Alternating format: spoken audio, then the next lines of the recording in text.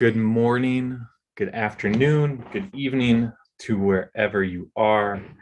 My name is Andrew Schwartz, and I am the Director of Sustainability and Global Affairs at the Center for Earth Ethics. I hit the wrong button. So good morning, good afternoon, good evening, everyone. I'm Andrew Schwartz from the Center for Earth Ethics. Really excited to have you all here today for this conversation with the UN Decade of Ecosystem Restoration. We are hosting a series of consultative dialogues, is what we're calling them, to explore the role of values, culture, and spirituality in the role of ecosystem restoration. We know that we are in this decade where, in order to meet the Sustainable Development Goals and to stave off the worst impacts of climate change, that we need to reimagine and reconstruct our relationship with nature. And how are we in communion, in conversation, and relationship with nature so that we can encourage its growth, so that we can encourage its own vitality? Because we know that in order for our lives and our ways of being, our society, to function well, that we need to ensure that nature functions well. Right now, that relationship is extractive, it's exploitative. It is one of taking and not giving. And we're seeing those negative impacts erupting around the world right now. It's one of those times where it's hard to deny that the change is happening. For so long, it seemed something that was out there, an existential threat. But now, more than ever, these realities are really becoming to be emergent, and we can see them, we can feel them, and we can hear that nature is crying out. And so the question is, how do we respond? Because we have the tools, we have the methodologies, we have the technologies to create the change that we need to see. And yet there's something that is serving as an impediment.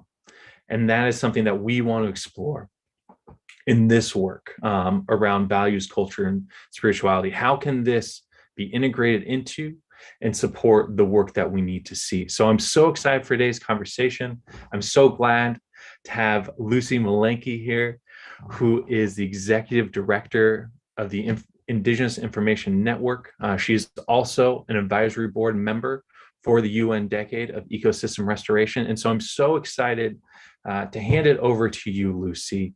And as we were talking in the run-up to this conversation, a question emerged that I'm keen to ask you and keen to hear your thoughts on, which is, why is it important to engage local communities in ecosystem restoration planning and projects? And then why is it important to integrate values, culture, and spirituality into those objectives? So over to you, please.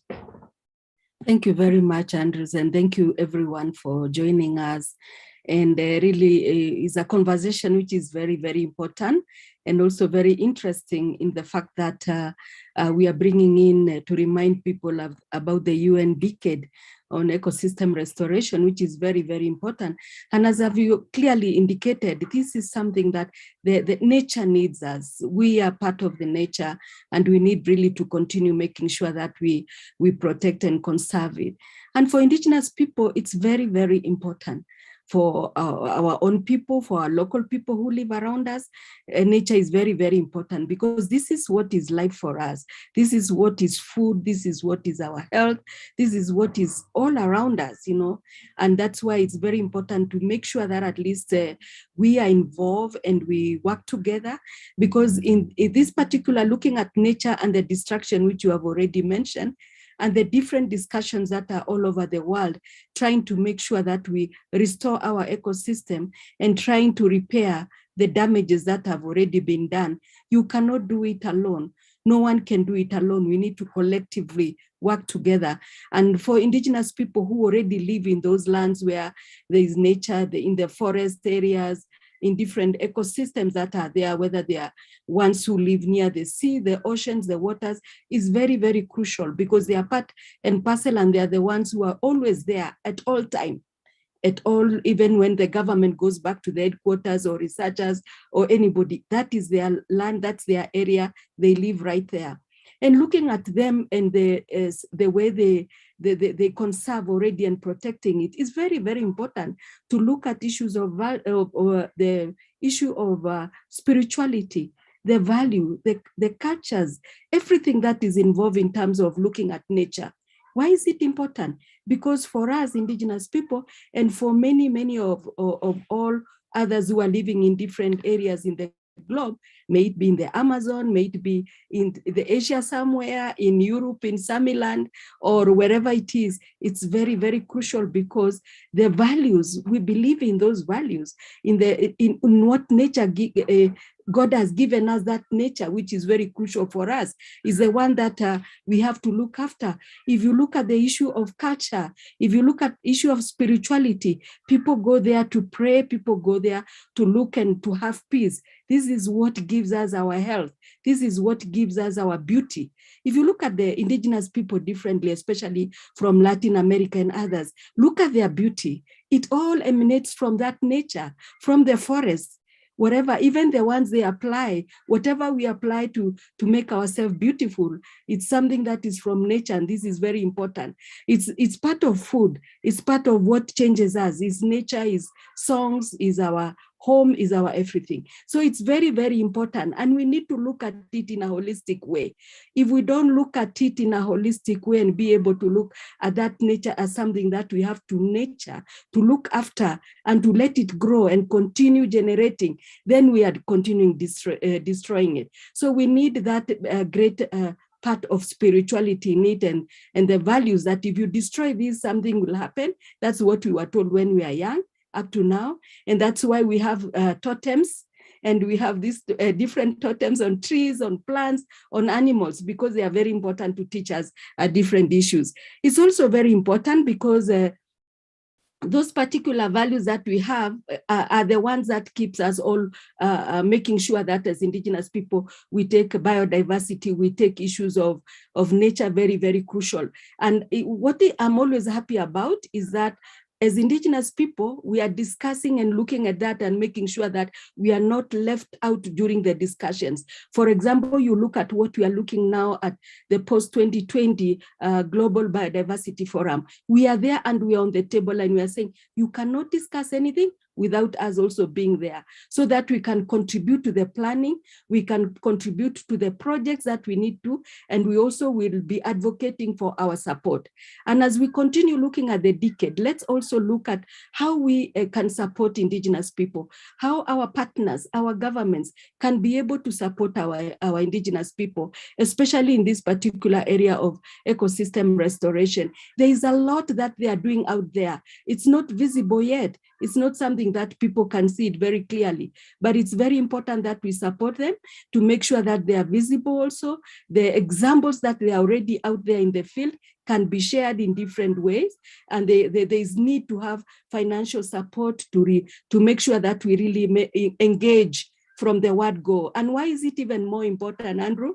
Is because we have young people, we have the youth who are up there. Some of them don't understand a lot. So we need to have this knowledge, the traditional knowledge also shared to them, so that they can also be able to understand and appreciate, and even stop them from moving from rural to urban, to make sure that they can be able to help out in the ecosystem restoration. So it's really important to also discuss all these issues. And I always talk about important to look at the human rights approach, because then it makes all of us work together. And the question you've asked is very important. If we use human rights approach to make sure that everyone is included, you don't leave anyone out when you are consulting.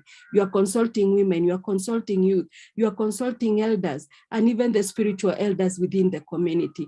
So I think I'll stop there, and then we can be able to continue further as we discuss this, because to me, this is a very important discussion. Thank you. Thank you, Lucy.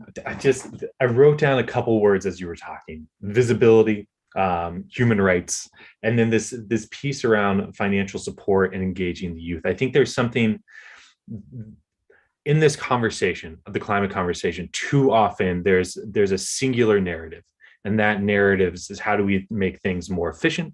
How do we make them more sustainable, economical? How do we maintain? the current economics. And that totally disregards all of the things that are happening on the ground right now that are working, that are engaging community and supporting this relationship between community and nature. And you're seeing this built adaptation, this built mitigation of the climate crisis. You're seeing supporting of these ecosystem structures, and yet that's not seen enough. And so I'm really glad you raised that piece, because in order to get to where we need to go, we need to be engaging these other narratives that are place-based, that are community-based, that have deep roots in those places, and from the cultures, the traditions, the religions, the indigenous knowledge that comes from these places. And if we don't engage those meaningfully and support them financially, then we're going to keep on down this path. And I think that's one thing that we want to press, right, is this imagination, this willingness to be creative in a moment where we move away from the things that we know aren't working and are in fact leading us to these moments of destruction, and these moments of real ecosystem loss, back towards this relationship. And so, Tim, I want to move it over to you now, and ask you, you're currently the head of this program. I know that in your time and tenure, you've really helped move and shape this program, the UN Decade of Ecosystem Restoration. So I want to, oh, we just lost Tim. So Tim's this incredible person. And I know that he's having some issues with his internet, so he's going to log in when he's able to. But one piece for the Decade program is to really look at how do we, across the world, in our different communities and component parts, work together to create this. And so I think we've got Tim back now. And so I want to ask him, as he gets settled in, because I know he's been traveling. Tim, how do you see this work of incorporating and integrating values, culture, and spirituality? How does that support and contribute to the broader goals of the UN Decade? Well, thank you so much, Andrew, and so glad that you're organizing this dialogue series and also this event today, and for the work that you and many others are doing to look at the spiritual, the philosophical, the cultural context of the UN Decade. And I'm also very happy that we have Lucy on our advisory board, together with other Indigenous rights experts and activists, and we can have a very holistic view at the UN Decade, because this is a decade for people. It's actually more about the human dimension of restoration than it is about hectares restored. And this has been a very deliberate choice from the outset for the UN Decade, where we have designed the strategy in a year-long consultation process with over 2,000 comments coming in from around the world. But at the center of the decade strategy is to change the human relationship with nature. Out of that flow a number of other more numerical goals that can be quantified, like hectares restored and numbers of coral reefs, peatlands, mountains, mountain ecosystems, forests. You know, there's a lot of work out there. But what is at the heart of this is the human relationship with nature. And we, as UNEP, the UN Environment Program, the Food and Agriculture Organization of the UN, of course, we have specific mandates that look at parts of the whole of this whole puzzle that we are set to solve as humanity. But there are others out there, other partners who come in with additional knowledge. UNESCO, for example, plays a big role in running the UN Decade with their scientific and cultural mandate. They will lead what we call the Human Nature Pathway Panel. That is a global panel of leading thinkers who will work over the next 2 years to think about what is the next chapter in the human story. Because we've come to one of these genuine moments of truth, as the UN Secretary General called it. that we had, for example, in 1945, when the United Nations was founded, the world found itself in one of these genuine moments of truth, where we looked at ourselves and we said, what is it what does it mean to be human? And out of that came the Universal Declaration of Human Rights, the existence of the United Nations, the UN Charter, and a lot of other big wins since then that are still fragile and still in perpetual danger. But at least we have a concept now of universal human rights. But we don't have a concept of what it means to be human on a finite planet. So this is the next chapter in this big human story that continues to be written. And while we have a UN decade of ecosystem restoration, I would say that that's only the beginning.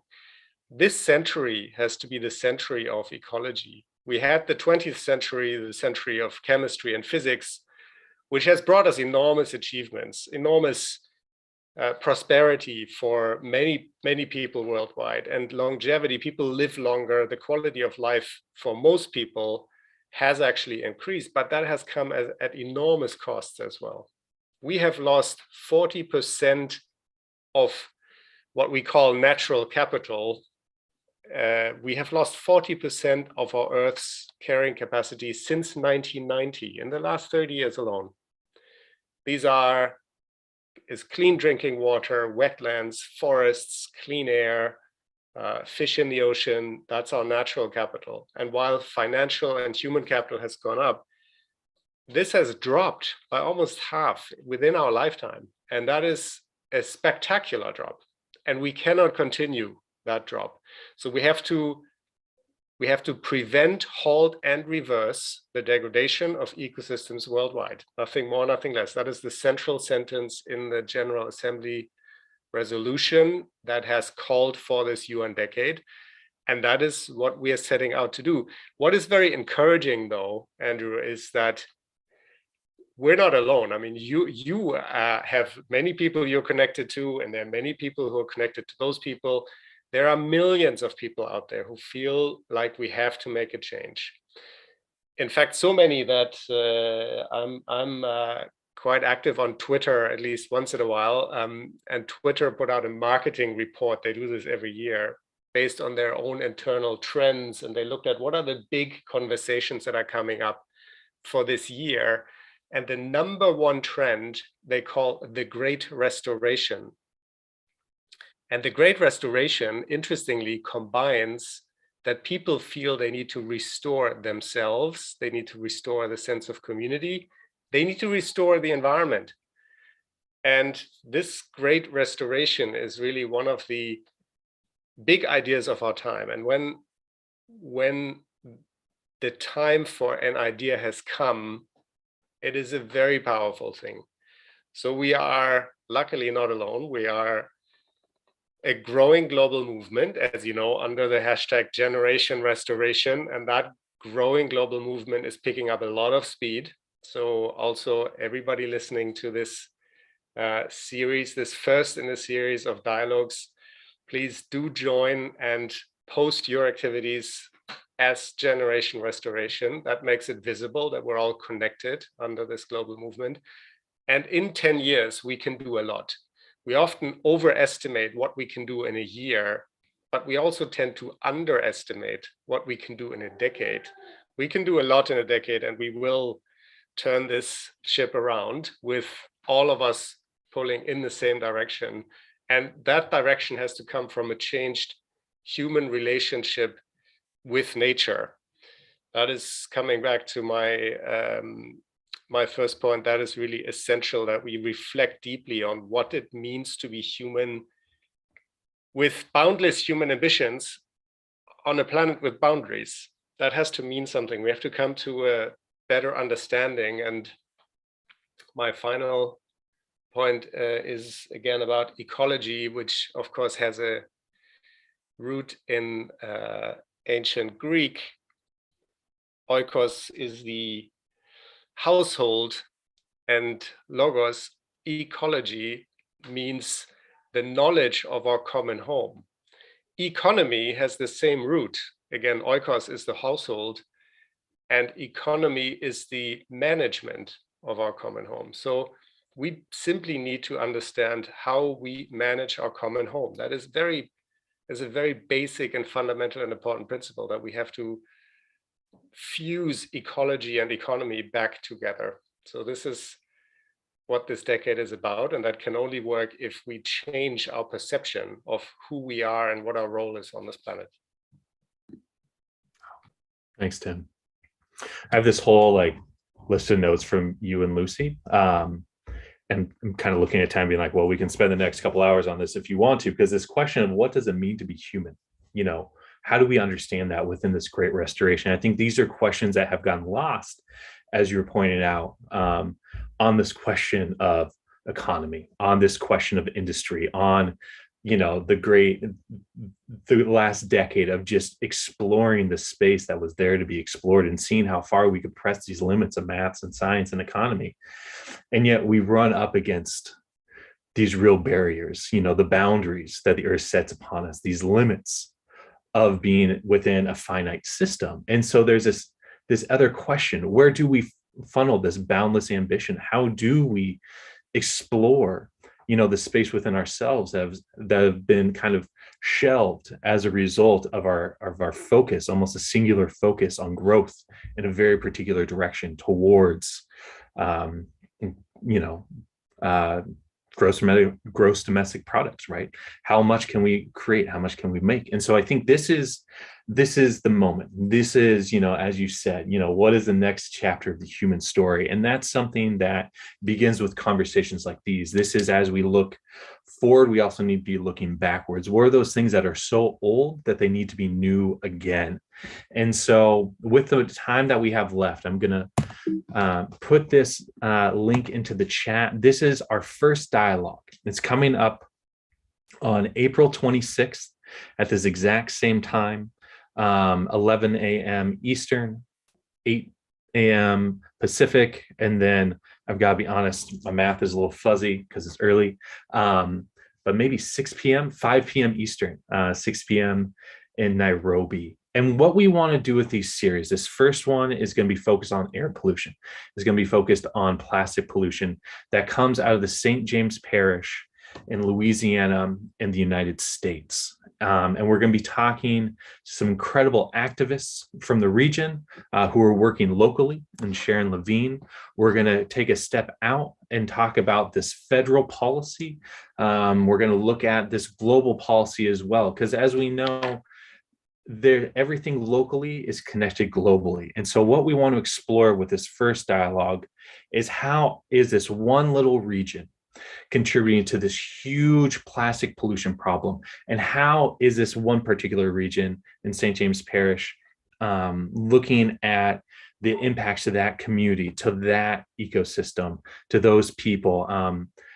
St. James Parish is also known as Cancer Alley, because if you live there, your likelihood of having cancer is leaps and bounds more than anyone else in the world. And so we want to start there, and we want to look at how are all these different pieces related, and we're going to look at a series of case studies. So we're going to begin with this conversation in St. James Parish, and then we're going to move across the world, and we're going to look at the River Yamuna in India. And we're going to look at it as a sacred river, but as it runs through Delhi, it becomes polluted to the point of nothing is able to live in there. And yet, because it is a sacred river, so many from the Hindu faith go there as part of ritual, to bathe, to cleanse. And yet, what does it mean to bathe and cleanse in a river that is dead, that's so polluted? And so these are the first two conversations that we're going to have. We're going to then look at cities, we're going to look at food, and we're going to look at species. And each one of these case studies that we look at is going to be a representation of the different things that we need to and should be solving as we look at creating a livable world for ourselves, for the next generations. I love how you call this a century of ecology, Tim, because I think that's absolutely right. We need to be looking at how do we create, with our boundless ambition, opportunities for lives, not just for ourselves, but for the world, for all the generations to come. And so with that in mind, like I said, I invite you to register for our first dialogue and to engage with us, both over Twitter and social media. We'll be reaching out to you, but we'd love to hear about what you're doing, what's working in your world. Because part of this series is to come up with a handbook to help direct and guide how do we do this work going forward through this lens of values, culture, and spirituality. But that begins with this community conversation, like Lucy said, hearing from all of you who are doing this work right now, who need that little boost, that little help, and have something to say and to teach, so that we as a common community, a common global community, can create the change that we need to see. And so we're running out on time, but I want to hand it back to you, Tim, if you have any final thoughts that you want to share before we close out. Thank you, Andrew. You asked where else to turn the boundless human energy if we live on a finite planet. And the answer is inward. We focus too much of our energy outwards, because inwards there is a whole universe to be explored, and there are no limits and no boundaries. Yet we neglect that space in favor of the material world. And we've come to the limits of doing that because it is the wrong thing to do. So if we turn more of our attention inwards, there's no boundaries and there's no limits to what we can do and be and achieve. That's right. Gosh, that's absolutely, yes, I love that. Thank you, Tim. Again, I have a lot of questions, but I'm also looking at the clock. So I'm going to, restrain myself. Lucy, any last words from you? I just want to say that this is really great. And I think what Tim already explained about the UN Decade is very, very important. And the most important and wonderful thing about the UN Decade on ecosystem restoration is that it's inclusive. It invites everyone, and even up to the business people, everyone that is doing something on this earth, to make sure that they also learn, have awareness, and they can be able to contribute as much as possible. So I'm also excited to see those particular discussions that you have already lined up, because they are supporting what the UN Decade is doing on ecosystem restoration. And we look forward to get more stories and to be able to see what other people are doing. And we all learn from each other, and be able to make it a success. Thank you. No, thank you. And that's right. We learn from one another. We learn from these stories. And that's right. What story are we telling as we go forward? What story are we telling ourselves? What stories are we telling our children? And what stories do our children's children get to tell? I think this is where it begins, in conversations like these and moments like these and the work like this. And so I'm just so grateful to UN Decade for supporting this initiative. I want to thank our partners over at UNEP's Faith for Earth program with Iyad Abu Mowgli, who's been a big supporter of this. Of course, we at the Center for Earth Ethics are so happy to be able to engage in this work and engage with you, Lucy, and with you, Tim, and with your teams and all of this work. And I look forward to what's to come, because it's our story to tell, and we get to tell it together. And so I just want to say thank you for everyone who was here this morning, or afternoon or evening. I hope that the rest of your day is bright and vibrant and full of love. Please let us know where you are and what you're up to. And if there's amazing work going on that you want to share, please reach out to me, and we will continue creating and building together with our boundless ambition for creating a better world for ourselves and the planet. So thank you so much, and we'll see you later. All right, bye, friends.